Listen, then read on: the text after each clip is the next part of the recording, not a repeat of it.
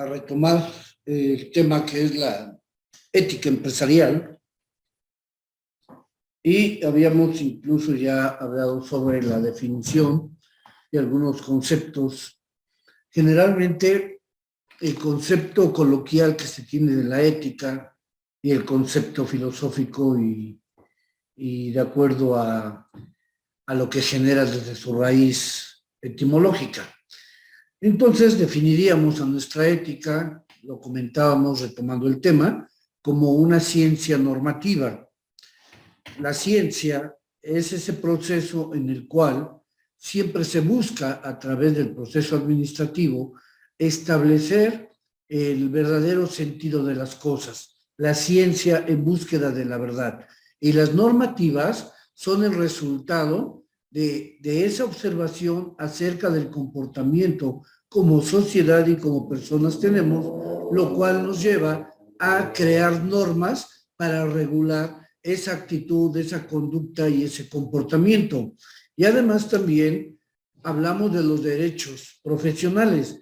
No confundir el derecho profesional, lo que encierra ese decálogo de cada profesión, que es la deontología, la encargada de estudiar el derecho, el deber ser, y la ciencia de la normativa desde el punto de vista ética se encarga del estudio del comportamiento y de los actos como personas. Entonces, el objeto de la ética, primero que nada, entender que es una estructura sistemática, es un cuerpo, lo cual está fundamentado en normas, en reglas, en principios, en leyes, con la firme intención de dirigir y regular la conducta de los individuos. El regular la conducta nos podrá dar un panorama del tipo de sociedad que tenemos, porque finalmente el grupo de individuos generan ese tejido social llamado sociedad, según principios previos. En este sentido, también el objetivo del concepto ético es la discriminación, entender esa diferencia entre lo bueno y lo malo, aunque realmente lo bueno pasa a ser indebido cuando se viola esa regla. Más que malo, debería de ser lo no bueno, lo que no nos beneficia, no nos aporta, porque lo malo generalmente hablamos de una maldad, de algo que se enfoca a hacer daño. Mas, sin embargo, cuando uno deja de hacer lo correcto, entonces lo que hacemos es incorrecto. ¿Por qué? Porque estamos afectando, estamos dañando a alguien que no le corresponde o no debiera de ser. Los términos del deber, los términos del derecho, justicia, vocación de servicio, responsabilidad, así como la conciencia, nos lleva a ese estudio ético. Lo que tenemos que hacer en función de las normas. Respetar el derecho de cada individuo. En términos de crítica, hacer una observación justa. El derecho de vocación es la responsabilidad civil. Y precisamente al hablar de esa responsabilidad civil, hablamos del compromiso y la deuda que tenemos como individuos hacia nosotros mismos en primera instancia y en segunda hacia la sociedad. Con el conocimiento y el entendimiento de que es lo correcto. Hacer los actos de manera consciente. En los dos casos se trata de normas, percepciones y deber ser. Normas, porque si no existieran leyes, normas o reglas, simplemente seríamos exageradamente abusivos y viviríamos en el mundo del más fuerte. viviríamos en ese entorno, en ese medio ambiente de luchar por la supervivencia. Las normas vienen a regular esta interrelación en los ciudadanos. La percepción es subjetiva, porque habrá cosas que no precisamente sean violatorias de alguna regla, pero para muchos pudiera serlo. En el caso de nosotros no lo es, a lo mejor. Entonces, también hay que tener muy en cuenta la percepción subjetiva, porque cada individuo que existe en la Tierra tiene su verdad. Y ponerse de acuerdo sobre una verdad universal es muy difícil. Entonces también esta percepción y deber ser el consentimiento en la aceptación de nosotros. El deber ser, si nosotros vemos a alguien que está en un problema, claro, si es un problema de pleito y en uso de sus facultades, pues lo más que podemos hacer es observar y a lo mejor intentar gritándoles que se calmen, pero no sabemos hasta qué punto ambos sean violentos, o uno sí o uno no, y pues podemos salir con graves afectaciones. También se habla de este razonamiento, no necesariamente nos tenemos que ir con todo por el deber ser, pero si es una persona en condiciones de desventaja, pues sí tenemos una obligación de ser humano, apoyar, ayudar. Todo esto se concierne y cada uno de nosotros podrá tener su propia perspectiva. La ética, por lo tanto, se considera como una ciencia, claro, porque también lo llevamos a la práctica y tenemos normas. Una de las características de la ciencia es la búsqueda de la verdad. ¿Y en qué nos apoyamos? Nos apoyamos en métodos, en teorías que nos llevan a una experimentación. Prácticamente estaríamos hablando de ese trabajo en acción y del resultado se pueden generar normas, principios, leyes, teorías. También el estudio del comportamiento de los hombres se hace a través de la observación directa y a esto le llamamos ética. Y sabemos que estos hombres son los que tejen esta sociedad, es como miles, millones de hilos formando una tela y cada hilo tiene un comportamiento diferente. Entonces, hay que entender que estos hombres conviven y para eso se crearon las normas. Hace un rato lo comentábamos. De no existir las normas, estaríamos en una vida del más fuerte, estaríamos en una situación para muchos en desventaja y posiblemente sin reglas regresaríamos a los tiempos del esclavismo, donde unos cuantos violaban el derecho a la libertad de miles de personas basados en la agresión, en la violencia y bueno, por eso la existencia y por eso la ética, a partir de ese estudio del comportamiento del hombre, se prevé que la convivencia socialmente se haga bajo estas normas, estas reglas, porque van a evitar y van a prever que exista violencia entre la sociedad. Obviamente existe, ¿no? Son otras circunstancias. Precisamente esos grupos que hoy violentan los principios éticos y la vida social obedece a que no están respetando estas reglas y estas normas de libre convivencia. En este caso, se pretende estudiar la verdadera razón de esta ética, la ética profesional y la ética personal, tomando en cuenta siempre un decálogo llamado código, el cual tiene la particularidad de ser muy compatible en la mayoría de los apartados y obviamente es compatible en el ejercicio de las funciones como profesionistas cuando seamos profesionales. Es por esto que la ética no solo se toma en cuenta como si fuera, no solamente en un área profesional, sino también la tenemos que llevar, y yo creo que del inicio tiene que ser al revés, de una ética personal, y con esa preparación y estudios técnicos que vamos adquiriendo en nuestra vida escolar, universitaria, tenemos que basar el comportamiento profesional en la ejecución de nuestra disciplina, en esa ética de la profesión. Desde el punto de vista institucional, educativo, empresarial, existen códigos de ética, por supuesto, y normas, y que están regulando, por un lado, en lo personal, pues regulan el comportamiento en la relación con otras personas.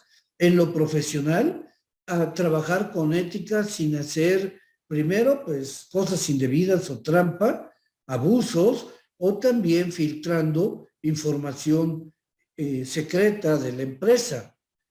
La ética profesional nos permite no caer pues en arreglos con otra institución o con otra empresa para estar filtrando información. Y en lo institucional, pues las instituciones tienen que ser el modelo a seguir en cuanto a las normas. Mas, sin embargo, a veces vemos que pues las instituciones no trabajan, y no las instituciones. Hagamos una clara referencia.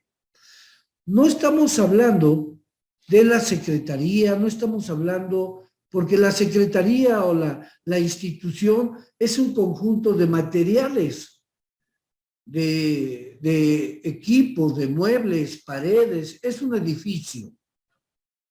Los que le dan vida a una institución y lo que les dan prestigio a cualquier institución en la forma de prestar el servicio son personas, somos humanos. Entonces, desde el punto de vista institucional, la ética y la forma profesional de la práctica de sus actividades recae en el personal que la constituye. A veces tenemos la mala costumbre, pues, de hablar mal de las instituciones y nos quejamos de que la institución es lo peor. Pero si somos analíticos, como nos los marca la ética profesional, la ética institucional y la personal, entonces estaríamos diciendo, la institución tiene nobles ideales, principios, y tiene reglas y normas para darnos el mejor servicio. Pero aquí el profesional, que es el humano, no está respetando estos estatutos y nos dan un maltrato como si de verdad ellos fueran los dueños. Hay que tener mucho cuidado a la hora de juzgar una institución. La ética, por lo tanto, también trabaja en esos actos voluntarios. Hace un rato hablábamos de conciencia. El hombre está consciente de lo que debe y no debe de hacer. Y cuando aún así el hombre practica esa deliberación en su actuación, entonces estaríamos diciendo que lo que digas, lo que haces y lo que pienses, tú eres el directamente responsable, porque no estás siendo, tú no tienes ese nivel de inconsciencia. Lo que estás haciendo, lo estás haciendo con conocimiento de causa. Y la responsabilidad de tus actos recae en ti. Habrá algunos actos involuntarios, y no tanto porque se ejecuten inconscientemente o involuntariamente. Aquí entramos a la grave decisión, a la decisión importante entre faltar y no faltar a una promesa, a un concepto de discreción. Pero si una persona una empresa o alguien nos está confiando algo que va a hacer y que puede dañar a otros o puede engañar o él mismo se va a hacer daño, hay que decidir entre violar un poquito ese principio de discreción y a lo mejor no me va a volver a hablar mi amigo o la empresa me va a ver mal o me va a odiar la persona que iba a hacer daño.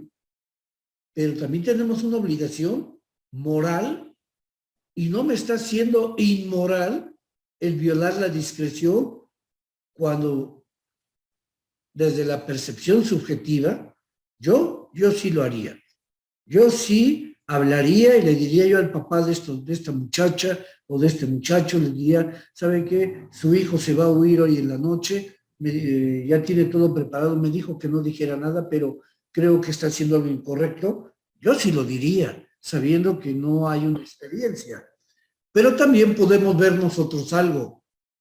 Si es una empresa y esta empresa tiene una imagen, pues tenemos que cuidar esa imagen ética de la misma empresa y tenemos que actuar. La consecuencia, pues a lo mejor el dirigente de esta empresa pues pensará en que violenté el principio de discreción, pero es una decisión y en algún momento todos estamos en este caso, ¿no?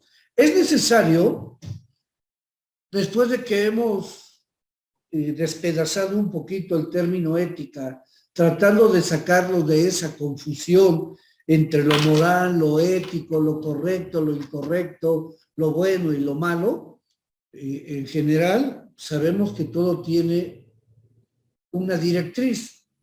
Por lo tanto, con esta breve inducción y también aclarando algunos conceptos, a lo mejor no tenemos muy claro lo que es la ética, la moral personal y la ética profesional.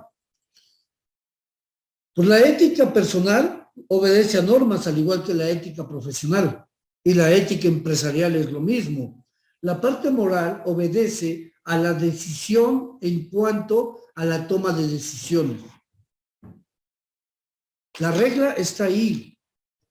La regla la conocemos, el principio lo conocemos, pero nosotros tomamos la decisión de respetarla o no.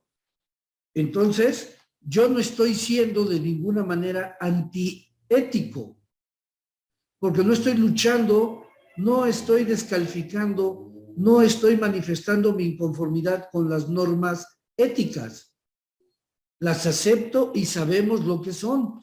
Pero si yo decido violar una norma ética o una regla, es una decisión personal y me convierte en un ser inmoral,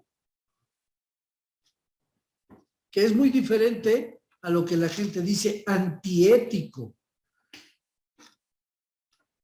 Nosotros, los que, o podemos verlo desde el punto de vista más común, que es la religión. Nosotros vemos un montón de gente que va a misa, un montón de gente que se santigua, un montón de gente que no falta los domingos a su servicio religioso o a la actividad religiosa. Pero cuando salen de ahí, hacen todo lo contrario. Este cuate no es anticatólico, no es anticristiano, no es antitestigo de Jehová, ni anti-Getsemaní, ni metodista, etcétera.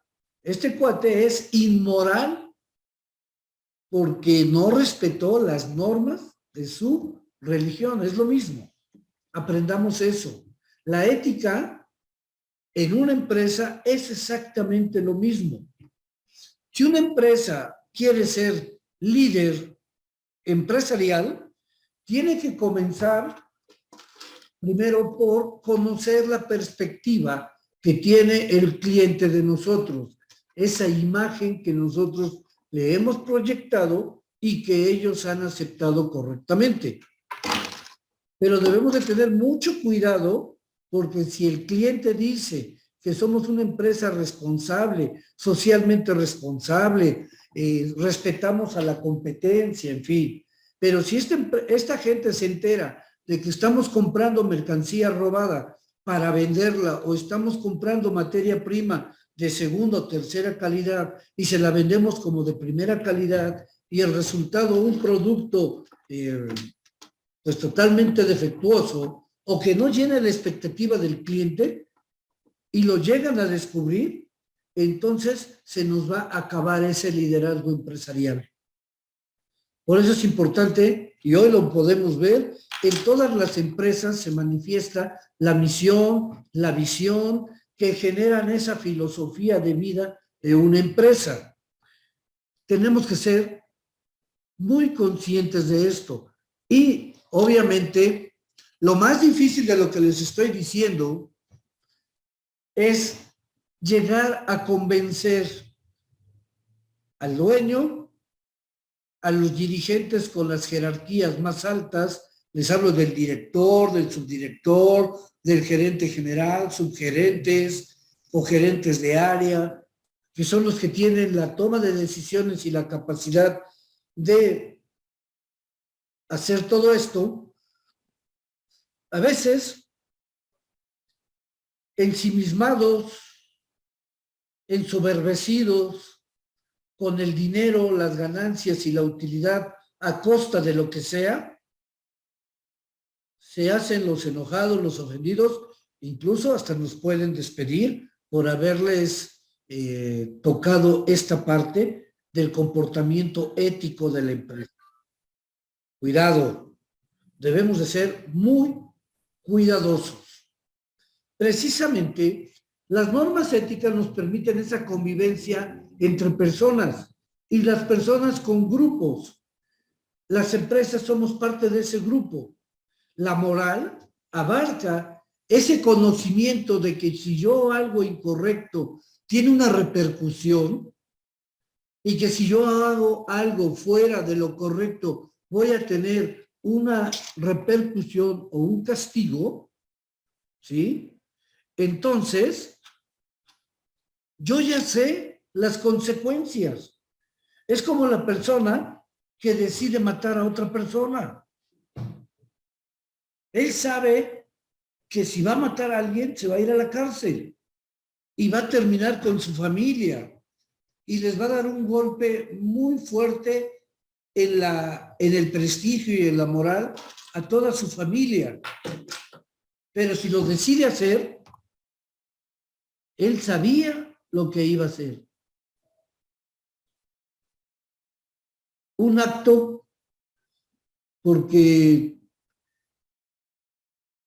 podría ser llamado hasta un acto inconsciente si es que esta persona es presa de un ataque de coraje, de ira profunda que lo lleva a hacerlo. Cuando sucede, el sonido del balazo lo regresa a la realidad y entonces se da cuenta lo que ha hecho y pues ya sabe lo que le espera. Tiene una conciencia y es individual. Y la decisión que tomó entre respetar o no respetar la norma se vuelve subjetiva. Las razones son múltiples. Ahorita lo hemos comentado realmente. Y a veces en un juicio, porque la persona puede que se quede ahí, en un juicio, un abogado puede aducir que la persona se encontraba en un estado de shock por lo sucedido, no pensaba, fue inconsciente, la ira, el coraje, el enojo, esa furia lo llevó a cometer el acto. Puede ser tomado en cuenta o no, pero la realidad es que él sabía y se conoce. Y creo que la muestra de cuando una persona decide quedarse a esperar a los representantes de la policía es que está consciente de lo que hizo y espera pagar las consecuencias. El que huye, pues también lo sabe, pero al huir también está incrementando más violaciones a estas normas. Ahora llevémoslo al campo de la empresa. La empresa decide si engañar o no engañar al cliente. ¿Por qué? Porque conoce las repercusiones. Si el cliente nos descubre, pues estaremos dejando de ser el favorito del cliente. Perderemos utilidades, ingresos, todo lo que conlleva. Fue la decisión y una empresa puede perder el liderazgo. Lo hemos visto, incluso no ha surtido efecto. Miren, hemos visto durante todos estos últimos años de gobierno, una de las políticas más extrañas es todo lo que pasa por manos de la idea del presidente. Hablar mal de las empresas, hablar mal de Coca, hablar mal de empresas españolas, hablar mal de empresas americanas, presionar empresas como Walmart, como Coca-Cola, como Bimbo, que es una empresa mexicana de calidad mundial y de prestigio mundial. La cantidad de personas que estas empresas la coronan, las cervecerías, las alimentarias, ¿no? La cantidad de fuentes de trabajo que otorgan son miles de personas que ahí trabajan y que benefician a sus familias en un acto inconsciente o consciente, yo ya no sé, de este gobierno, empieza a golpear a las empresas líderes, diciendo que sus productos son malos, hacen daño, que tienen esto, que tienen aquello. Y la verdad de las cosas, ya se dieron cuenta que no ha podido pegarle al prestigio de estas empresas y a la convivencia, la relación que tienen con sus clientes, que yo creo que en vez de hacerles daño, las ha fortalecido. Porque cuando empezaron a tratar de desprestigiar sus productos y que son contaminantes, las empresas inmediatamente mostraron sus procesos, modificaron procesos, ahora son ecológicos, biodegradables, ahora tenemos envases bueno, vamos a llamar de plástico, que están hechos con materiales que salen del pasto, de los vegetales, de las hierbas, y que son biodegradables en muy poco tiempo. Pero cuando vemos una empresa que es líder haciendo esto, su liderazgo crece. Pero cuando vemos a un gobierno que está atacando a las empresas por contaminar y por hacer cosas que dañan a la salud y que dañan a la naturaleza, y vemos un gobierno que está empecinado en hacer refinerías de petróleo generando combustibles fósiles que contaminan la tierra, contaminan la vida de los mexicanos, es una contradicción muy grande. Y entonces, quien poco a poco pierde prestigio es él. Las empresas líderes, por eso son líderes. Y debemos de aprender a ser, si queremos como empresa ser líder empresarial, tenemos que aprender a ser socialmente responsables. La existencia de todas estas irregularidades que hay en las instituciones, en lo personal, en lo profesional, nos lleva a hacer una profunda reflexión sobre la ética profesional, sobre la ética administrativa o la ética empresarial, la ética de grupo. Y en el marco de las reglas gerenciales, tenemos que realizar un profundo análisis para ir observando lo que se está poniendo en tela de juicio y de alguna manera presentar el beneficio de este sistema empresarial, proyectarlo a los consumidores. Y creo que esta fue más que lo que buscaba precisamente Yo no sé cuál es el coraje de nuestro gobierno con las empresas, pues, que son multinacionales, pues finalmente están ahí porque han sido perseverantes. Y yo creo que el beneficio nos los muestran. ¿Dónde? Poniendo una barra nutrimental en el alimento, donde viene el desglose de todas las características de lo que nos estamos comiendo y también la prevención que nos dice, esto que te estoy vendiendo tiene mucho sodio, tiene mucho calcio, tiene mucho azúcar y aún así se sigue vendiendo. En cambio, pues en una irresponsabilidad, el empecinarse en crear refinerías, cuando en el mundo poco a poco ya se están desplazando los autos de combustión fósil, de gasolina, de diésel, combustóleo, porque están siendo sustituidos por energías limpias, en el caso de los autos eléctricos, con sistemas de combustión ecológicos. Y cuando vemos esa necedad en nuestro país, entonces decimos, bueno, ¿por qué tanto atacar a las empresas? O sea, ¿por qué ves el ojo, la paja del ojo ajeno y no ves las vigas que te estás echando en el tuyo? Eso es ética. Eso es una acción y las empresas, pues ahí están conservando y mostrando esa responsabilidad social.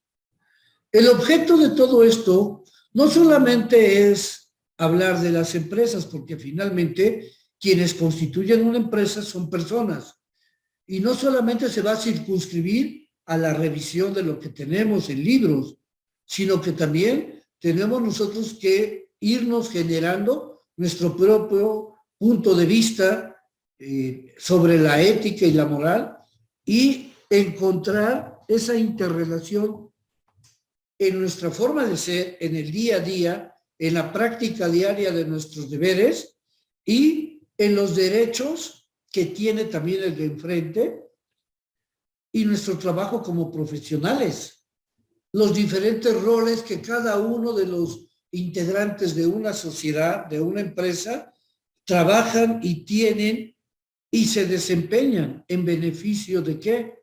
En beneficio de respetar el rol que a mí me asignaron para tratar de poner todo de nuestra parte en lo personal, en lo ético, en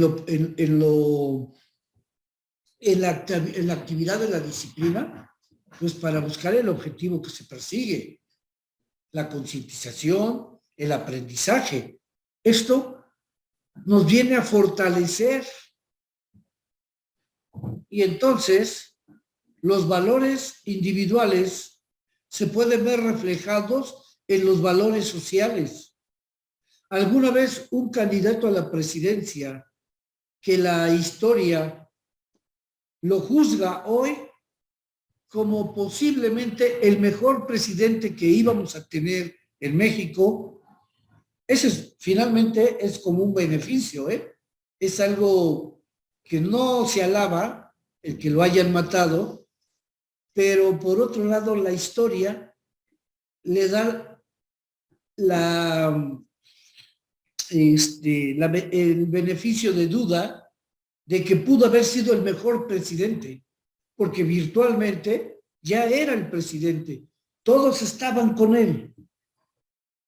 Y él dijo alguna vez que puede ser una de las causas, en una pequeña frase, que le pegó al sistema corrupto de ese momento. Y bueno, el sistema lo manda pues a liquidar, porque esto no se entiende de otra manera, y para bien o para mal, y tristemente se vio reflejado el castigo posteriormente en las urnas, fue bajo el mandato de Carlos Salinas de Gortari, que fue Luis Donaldo Colosio el asesinado. Él dijo una palabra muy sencilla. Por ejemplo, aquí los valores individuales se deben de ver representados en los valores sociales. Y él dijo en aquella ocasión, las buenas finanzas públicas, al decir buenas finanzas públicas, estaba hablando de un corte total a la corrupción sin haberlo dicho. Y entonces dijo, se van a ver reflejadas en los bolsillos de los trabajadores. O sea, mejorar sus condiciones de vida, mejorar esa calidad de vida, darle los instrumentos, el trabajo, salarios bien pensados para que puedan tener esas oportunidades de vida. Curiosamente, cuando él da este discurso y baja, lo matan, que puede ser una muestra de esto, muy, muy palpable. Pero bueno, el ejemplo se considera a partir de ver nuestra actividad individual. Podemos decir que va a haber una buena sociedad. Esta sociedad, basada en principios, en reglas y normas, con esa capacidad de conducirse, regularse, controlarse, conforme a estas reglas. Y este es un valor, este es un ejemplo muy importante que nos viene a demostrar que cuando hay un dominio de valores, se puede ver la gestión del trabajo. Las empresas líderes, por eso son líderes, porque cuidan estos pequeños detalles. Todo esto lo tenemos nosotros que englobar para todos aquellos profesionales que colaboran, que coadyuvan en el trabajo de una empresa, en ese proceso administrativo, no en ese proceso que conocemos como administrativo, planeación, organización, no, ese no.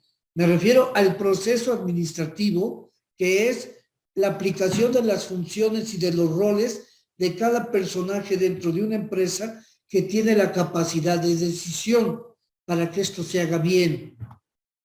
Y hablamos de todos los profesionales que intervienen en una empresa que es líder. Las empresas líderes no son adivinos, no son visionarios así. Pueden serlo de alguna manera si conocen el día a día de su trabajo, si hacen una reflexión diaria de lo que resultó exitoso y de aquellos o aquellas etapas o actividades que se vieron un poquito retrasadas por algunos obstáculos. Por eso es que son visionarios. No confundir con adivinos. La gente luego dice, qué buena suerte, le atinó. No le atinó, sino que hay que ver cuál es ese transcurso, ese proceso que ha llevado el conocimiento de su pasado, de las experiencias pasadas, que le permiten hoy estar preparado mejor para el futuro. No lo está adivinando, no es adivino, pero si está preparado, el impacto del futuro será mucho menor. Entonces, ¿quiénes son los que ayudan a una empresa líder a encontrar este camino y saberse posesionar de manera muy fuerte en ese mercado, ser una empresa en la oferta comercial aceptable y querida y además respetada por sus consumidores? Estamos hablando de psicólogos. El psicólogo encargado de orientar sobre la observación del comportamiento del cliente. El psicólogo es aquel que, junto con los demás, interviene en la planeación de las diferentes campañas que la empresa va teniendo. Ahí vemos un ejemplo claro, ¿eh? Podemos ver un ejemplo. Mandaron a quitar de Bimbo a Lucito, porque según la presidencia, porque fue idea de él, y le siguieron los de Profeco, y le siguieron los de la salud y todo, decir, quiten al osito, porque el cariño que le tienen los niños provoca obesidad, porque consumen todos sus productos. ¿Habrá dejado de vender Bimbo? Esa es la parte, lo que hoy sostiene a una empresa como Bimbo, y no decirle de las demás que son líderes. Porque el psicólogo hace un trabajo muy fuerte. Si ya me pegó el gobierno y ya dijo que yo estoy envenenando a la población, el psicólogo hace un trabajo de contraria y empieza a generar observaciones y le dice en un estudio junto con mercadotecnia, que por aquí deben de estar los mercadólogos,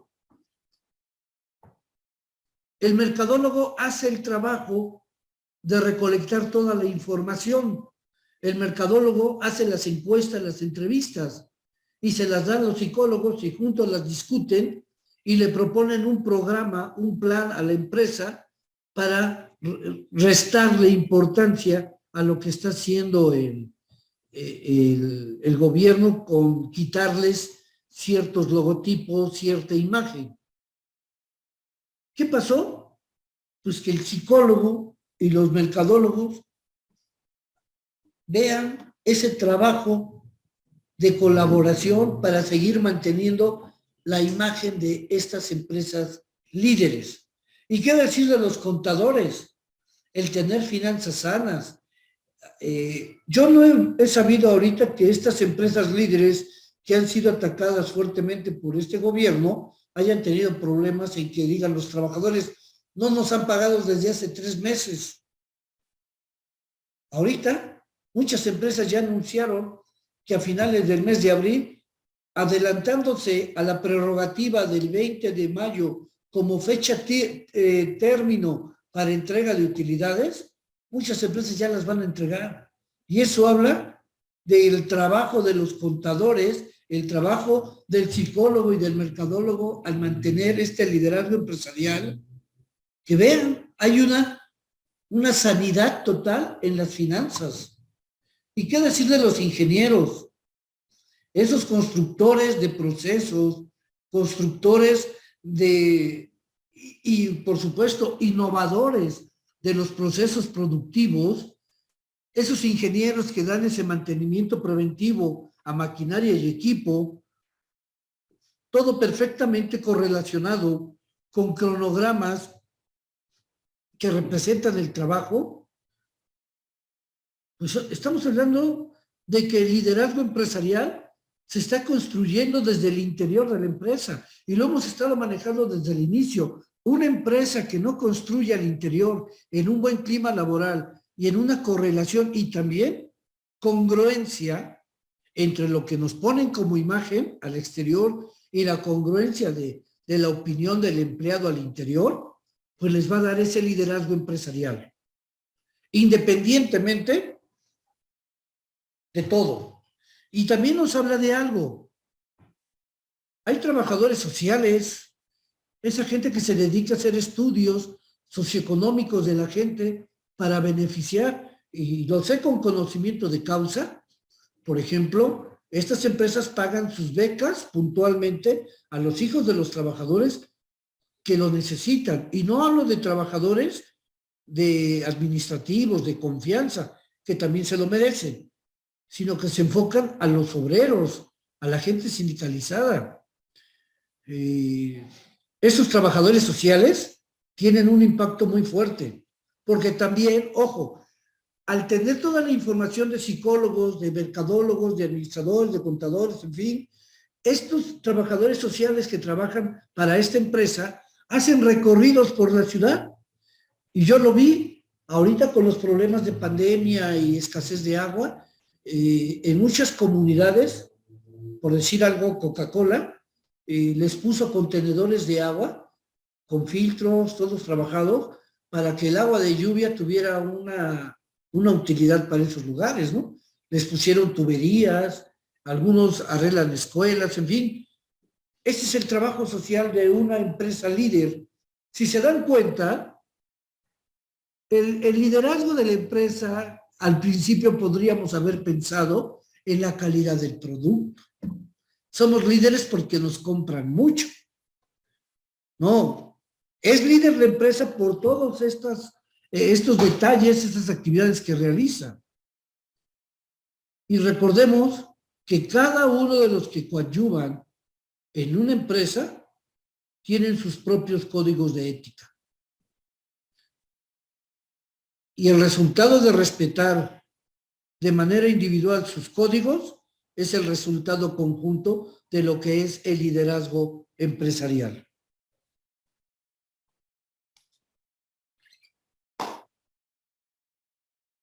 En el concepto ético,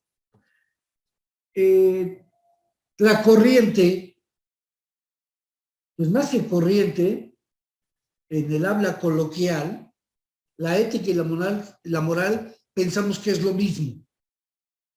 Pensamos que tiene el mismo significado. Sin embargo, cuando nosotros analizamos ambos conceptos, desde el punto de vista de un razonamiento intelectual, pues no tienen el mismo significado por mucho. Porque uno nos dice que la moral, pues nos habla de esa decisión, de esa conducta particular, de esa actividad particular a la hora de tomar decisiones. Y nuestras decisiones, desde el punto de vista moral, están intrínsecamente relacionados a nuestros objetivos, a lo que queremos. Maquiavelo, cuando escribe su libro, tiene una frase, tiene un apartado muy importante en la descripción de los políticos, porque es un libro que nace en la observación de la conducta de los políticos. Nicolás Maquiavelo decía: el hombre es capaz de violar los más nobles principios, valores, reglas, normas. Incluso nos da a entender que sería capaz el hombre de vender a su propia familia, incluyendo a su mamá, con tal de lograr sus objetivos. Él habla de un hombre que, con conocimiento de una ética personal y que tiene la decisión moral particular de respetarla o no, según sean los objetivos que éste tenga.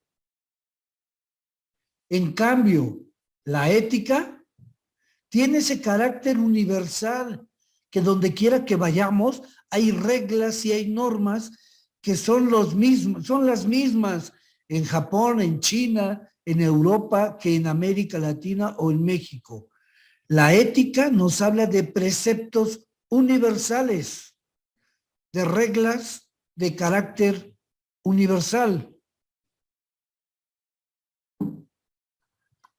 Yo creo que una de las reglas de carácter universal que han dado origen a lo que hoy debemos de respetar y lo podemos manifestar son prácticamente, perdón, se me movió la guerra. Después de lo que ha sucedido a través de la humanidad por problemas de guerra, es impresionante todos los arreglos, todos los acuerdos, los tratados internacionales de paz, con reglas, normas, éticas, en la cual todos pertenecemos, digo, como países. Ese es un carácter universal de la ética. El carácter moral fue la decisión, por ejemplo, ahorita, de Rusia, más bien del presidente ruso, de invadir otro país. Esa es una decisión personal y que podríamos estar diciendo inmoral porque no está respetando los acuerdos ni tratados universales relacionados y que han sido experiencias tristes. De ahí salieron lo que es la ética, respeto. Entonces, el término moral etimológicamente proviene de la palabra latina mores, que significa costumbres.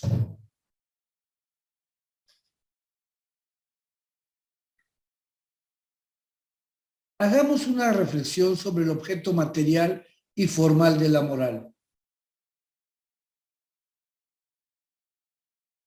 No está cayendo en equivocación, ni tampoco es equivocación meter o interpretar a la ética como la moralidad de la conciencia. Tiene mucho de contexto, porque no está hablando de moral, está hablando de moralidad, donde nos dice de manera impersonal que la moralidad de la conciencia nos lleva al entendimiento ético de la creación de esas normas. ¿Sí? Nos lleva a esa actividad consciente, nos habla de algo impersonal. Un código ético es un decálogo. Es un decálogo donde vienen reglas, normas que vienen a restringir de alguna manera a la persona. Pero no es esa restricción de estar lapidando o impidiéndolo, sino hablamos de restricciones conscientes de que al verlas yo, estas reglas, yo mismo me tengo que detener. La persona se tiene que autorregular. Y de alguna manera tenemos la teoría muy clara. Si yo respeto esas normas, voy a ser una buena persona en la sociedad. Hagamos esa reflexión. Lo que hacen ustedes día a día, ¿los hace mejores personas para la sociedad? A eso se refiere. Mejorar nuestra forma de vida, nuestro comportamiento, nuestra conducta, nuestra actitud. No se puede imponer, ¿eh? Los códigos de ética no se imponen. ¿Por qué? Porque históricamente sabemos que las imposiciones nos llevan a la violencia, al enojo y tarde o temprano al origen de las revoluciones. ¿Qué es lo que ha dado origen a la Revolución Mexicana, a la Revolución Cubana, a la Revolución Sandinista en Nicaragua o a la salvadoreña? Las imposiciones de regímenes muy dictatoriales, donde se coacciona y se prohíbe la libertad del ser humano. La ética no es esto. El código de ética no nos está imponiendo que no seamos libres, sino nos está dando el secreto y la receta para ser mejores personas y tener una mejor vida social. Esa es la reflexión. Es un estilo de vida. Acá dice, es una conducta, es un lujo, de verdad.